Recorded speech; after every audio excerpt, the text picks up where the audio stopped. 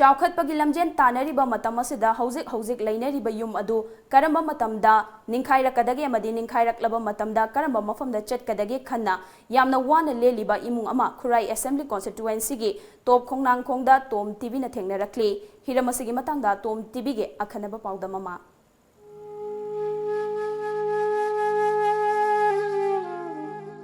Imphal east की मनुंग चन्ना लेरिबा खुराई assembly constituency की टॉप खोंगांखोंगदगी सीजगुरुमयुम प्रेमावती चही निफुमंगा महाकी चही मरिफुमंगा सूरबी मनेम्बोक सीजगुरुमयुम मेमा अमदी चही मापन खक्तंग ngairibi मचानुपी अमगा करंबा नुमित्ता निंगथिना तुम्बा चाबा फंगनी हाइबा मंगलान अमदा हिंगौरी।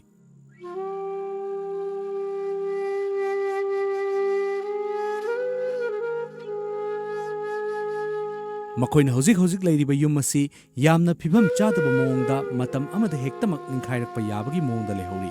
इमुंग मनुंगी लेजबा पोतचै सिंगसु मांदोपकी मची अमदा पुथोक्तुना थमहौरी। प्रेमावतीगी मपुरोइबा सीजगुरुमयुम ससिकांता चही अमगी ममांगदा मसागी अनाबा अमदगी लेखिदबदगी प्रेमावती अवाबना खम थेंखी। चही तरामुकी ममांगदा Premavati All India Radio Imphal की अप्रूव आर्टिस्ट अमा ओइना मियामगी थौगल तौदुना लाखली।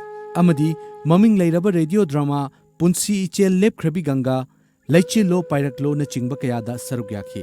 अदुबु लॉकडाउन लैसिनखिबा अमदी मयुमगी पिकलिबा मचा अमदी अहल ओइरबी मनेम्बोक थादोकपा यादबना ngасidi सुफम नोमफम खंगदना उपाय लेतना लेहुरी।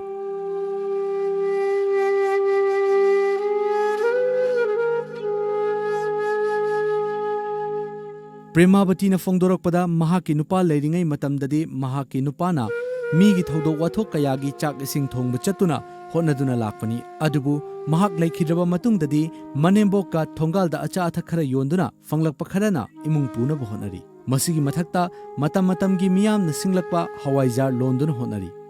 चाक इसिंग थोंगबा चलगा चाबा ओइना तौरमी लेकाइगी को सोमेला थोंगबा खोपा जानाबा दुमाइना तौवी सेनथोकपा थबैंगांग ऑफिसकी तौरमद्रे। इनेम्पोक का इबानीसे को थोंगांदा पोफम मोइना चामा फमगा सिंजू बोरा खर योंदना अदगी हवाईजार योले सोमेलागी मीना सिंगकपा हवाईजार अदु बदो खर लोलगा मी दबनिना चाबदो खिदंग अंतौनादी चाइ हाइबबु हेदुक थोइदोकना यामना गंतौना लेम पाबदी ओइबा ngamdre।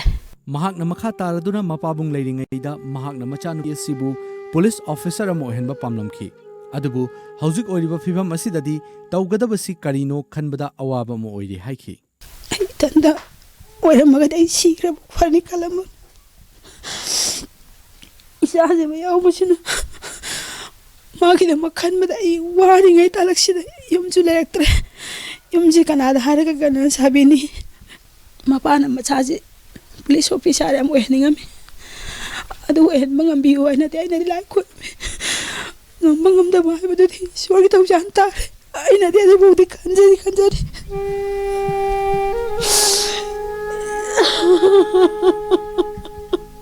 करंबा मतमदा निंखाइरकदगे खंगद्रबा युम अदुगी मखादा उपाय लेतना मिदलु पिरांग इरोइनना करंबा मतमदा मतेंग खरदंग ओइरबसु फंगदगे खन्ना यामना वाना लेहौरी।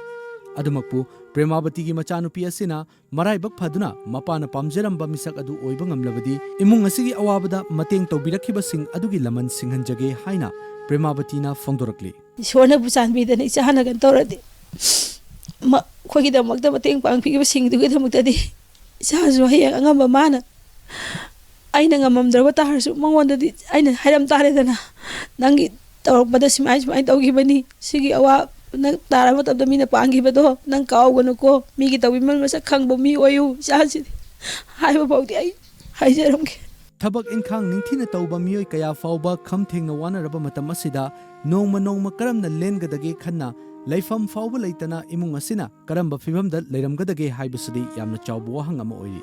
कुमगी नोंग मरक असिदा खंगहौदना युम असि निंखाइरकलबदि कदाइदनो इमुंग असिना चटकदबा। मालेमगी लेबा कयाना हौजिक चाखोटपगी लमजेन तानरबा मतम असिदा लमदम असिददि लैफम युम फाउबा लेतबा इमुंग कया लैरि।